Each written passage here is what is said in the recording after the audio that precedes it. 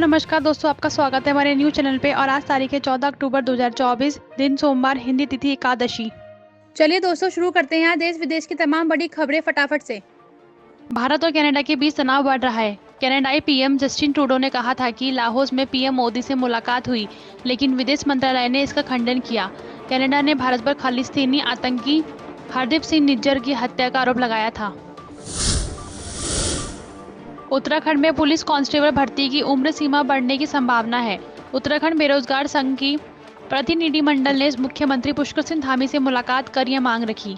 CM ने सकारात्मक आश्वासन दिया और गृह सचिव को जल्द फैसला लेने को कहा है।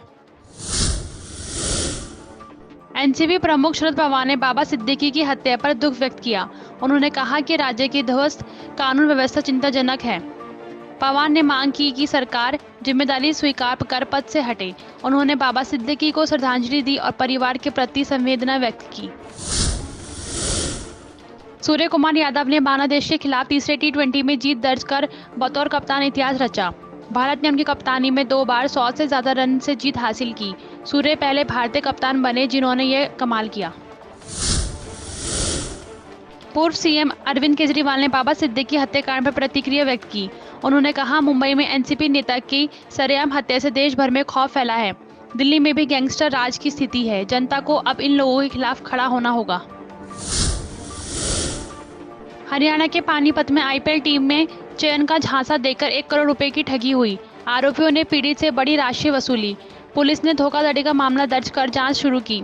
यह मामला खेल प्रेमियों में नाराजगी फैला रहा है। पुलिस आरोपियों की तलाश में जुटी है। हरिद्वार जेल से 2 कैदी रामलीला के दौरान उछल-कूद करते हुए फरार हो गए। जेल की दीवार फांदकर भागने वाले दोनों कैदियों की तलाश में पुलिस जुटी है। इस लापरवाही के लिए जेलर प्रभारी अधीक्षक समेत 6 लोगों को सस्पेंड किया गया है। उत्तराखंड के 4 धाम मंदिरों के कपाट बंद होने की तारीखें तय हुई है। केदारनाथ और यमुनोत्री धाम के कपाट 3 नवंबर को बंद होंगे। बद्रीनाथ धाम के 17 नवंबर को और गंगोत्री धाम के 2 नवंबर को बंद होंगे। अब तक 40 लाख यात्रियों ने 4 धाम के दर्शन किए हैं। योग गुरु स्वामी रामदेव ने मुस्लिम धर्म गुरुओं से अपील की है कि वे खाने में थूकने या पेशाब करने जैसी घटनाओं के खिलाफ बोले। उन्होंने कहा कि ऐसी घटनाएं इस्लाम की बदनामी करती है। रामदेव ने मुस्लिम धर्म गुरुओं की चुप्पी पर आश्चर्य व्यक्त किया। पप्पू यादव ने बाबा सिद्दीकी की हत्या पर कड़ी प्रतिक्रिया व्यक्त की। उन्होंने कहा कि लॉरेंस बिश्नोई जैसे अपराधी जेलर में बैठकर हत्याएं करा रहे हैं। पप्पू यादव ने दावा किया कि अगर कानून अनुमति दे दे तो वे 24 घंटे में लॉरेंस बिश्नोई के अपराधी नेटवर्क को खत्म कर देंगे। ईरान ने 7 अक्टूबर को इजरायल पर हुए हमास हमले में अपना पल्ला झाड़ लिया। ईरान ने कहा कि हमले में उसका कोई हाथ नहीं है और हमास के टॉप लीडरशिप को भी इस ऑपरेशन के बारे में नहीं पता था।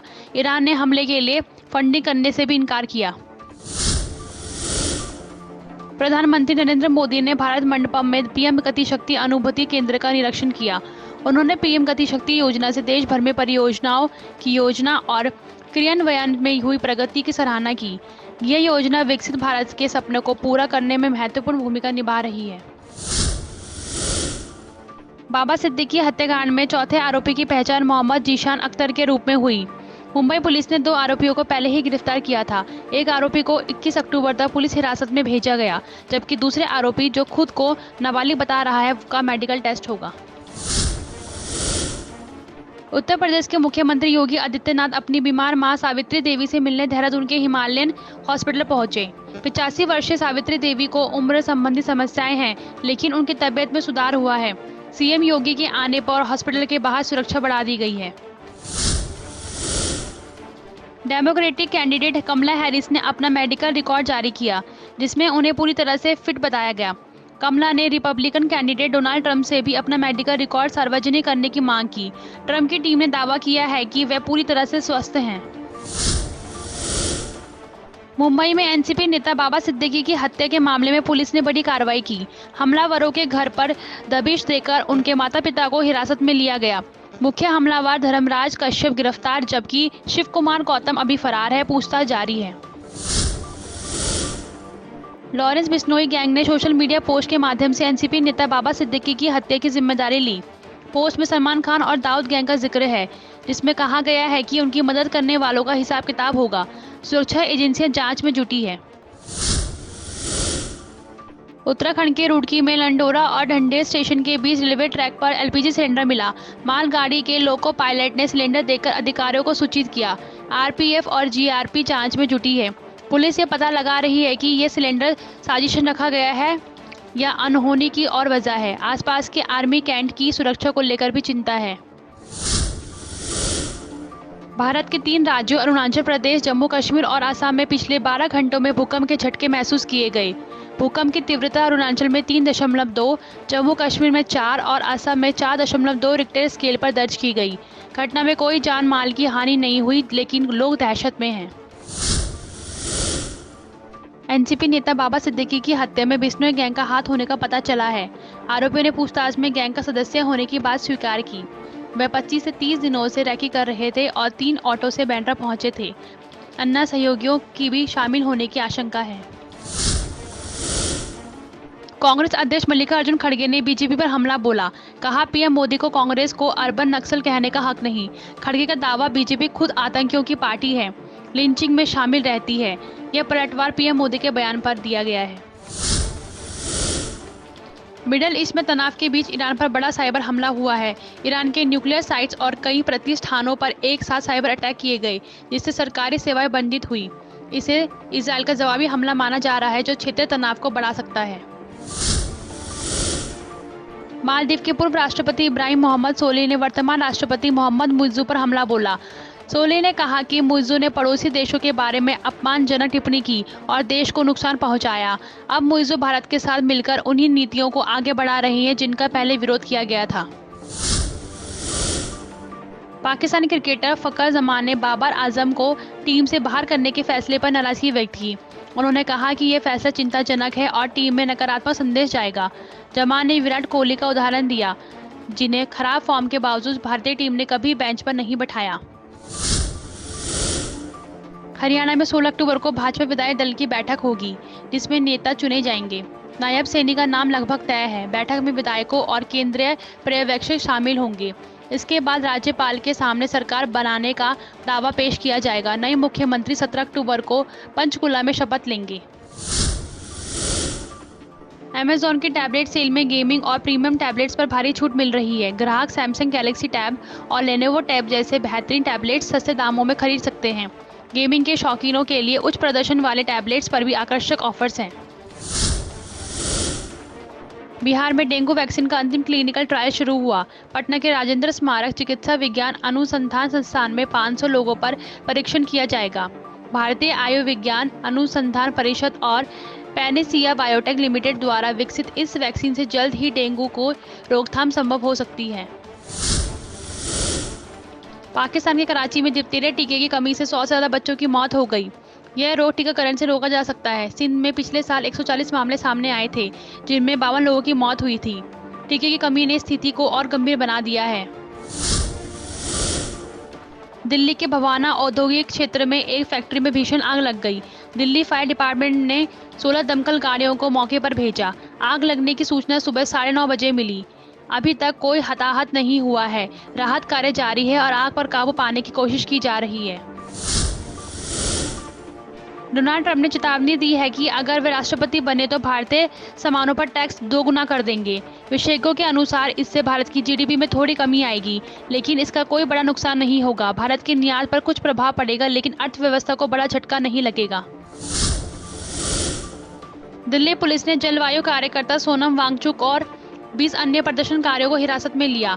वे लद्दाख भवन के बाहर लद्दाख को संविधान की 6ठी अनुसूची में शामिल करने की मांग को लेकर अनिश्चितकालीन भूख हड़ताल कर रहे थे। प्रदर्शनकारियों को मंदिर मार्ग पुलिस थाने ले जाया गया है। हैदराबाद में येलो अलर्ट। आईएमडी ने तेलंगाना में तूफान और वज्रपात का पूर्वानुमान जारी किया। अगले 2 दिनों के लिए येलो अलर्ट घोषित किया गया है। निवासियों को भीषण ठंड की आशंका के लिए सचेत किया गया। सावधानी बरतने और मौसम अपडेट्स पर ध्यान देने की सलाह दी गई है। केंद्र के वायु गुणवत्ता प्रबंधन आयोग CAQM ने NCR क्षेत्रों में पराली जलाने पर सख्ती से रोक लगाने का निर्देश दिया। जिलाधिकारियों को इसका पालन सुनिश्चित करने को कहा गया है। अनुपालन में विफल रहने वाले अधिकारियों के खिलाफ कानूनी कार्रवाई होगी। ये फैसला वायु प्रदूषण को कम करने के लिए लिया गया है। मुख्यमंत्री पुष्कर सिंह धामी ने उधम सिंह नगर जिले के दौरे पर निर्माणाधीन सैटेलाइट AIMS का निरीक्षण किया। उन्होंने मजदूरों से बातचीत कर हालचाल पूछा। इसके बाद इंदिरा गांधी खेल मैदान में जनसभा को संबोधित किया और क्षेत्र के विकास के लिए कई घोषणाएं की। पाकिस्तान के खैबर पख्तूनख्वा में आदिवासी गुटों के बीच खूनी संघर्ष, 11 की मौत। कुरम जिले में फायरिंग के बाद तनाव बढ़ा, एक गुट ने दूसरे पर हमला किया। 11 लोगों की मौत, 8 गंभीर रूप से घायल हैं। पुलिस ने इलाके में सुरक्षा बढ़ा दी है। शिवसेना UBT नेता संजय राउत ने बाबा सिद्दीकी की हत्या के लिए महाराष्ट्र के गृह मंत्री देवेंद्र फडणवीस को जिम्मेदार ठहराया। राउत ने कहा, यह मुख्यमंत्री की विफलता है। फडणवीस को इस्तीफा देना चाहिए। राज्यपाल को हस्तक्षेप पर उन्हें पद से हटाना चाहिए। बाबा सिद्दीकी हत्याकांड में नया मोड़, लॉरेंस बिश्नोई का नाम सामने आने पर दिल्ली पुलिस की स्पेशल सेल जांच में जुटी। मुंबई रवाना हुई टीम। गुरमेल सिंह और धर्मराज कश्यप के खिलाफ FIR दर्ज, कोर्ट में पेशी आज है। मुंबई पुलिस ने परिवार और सोसाइटी गार्ड से पूछताछ की। शिवसेना UBT सांसद प्रियंका चतुर्वेदी ने बाबा सिद्दीकी की हत्या पर सवाल उठाए। उन्होंने कहा, वायु श्रेणी की सुरक्षा वाले व्यक्ति की दिन दहाड़े हत्या से मुंबई में कानून व्यवस्था की स्थिति पर गंभीर सवाल उठते हैं। आम लोगों में भय और असुरक्षा की भावना पैदा हो गई है। राष्ट्रीय बाल अधिकार संरक्षण आयोग NCPCR ने केंद्र और राज्य सरकारों से मदरसों को फंड देना बंद करने का आग्रह किया है। आयोग का कहना है कि मदरसा बोर्ड बच्चों के अधिकारों को लेकर सजग नहीं है और वे गुणवत्तापूर्ण शिक्षा नहीं दे रही हैं। धार्मिक शिक्षा को औपचारिक शिक्षा की कीमत पर नहीं दिया जा सकता। ईरान ने सऊदी अरब समेत अरब देशों को धमकी दी है कि अगर वे इजराइल को ईरान पर हमला करने में मदद करते हैं या हवाई क्षेत्र का इस्तेमाल करने देते हैं तो उन्हें गंभीर परिणाम भुगतने होंगे। यह धमकी इजराइल के कथित हमले की तैयारी के बीच दी गई है।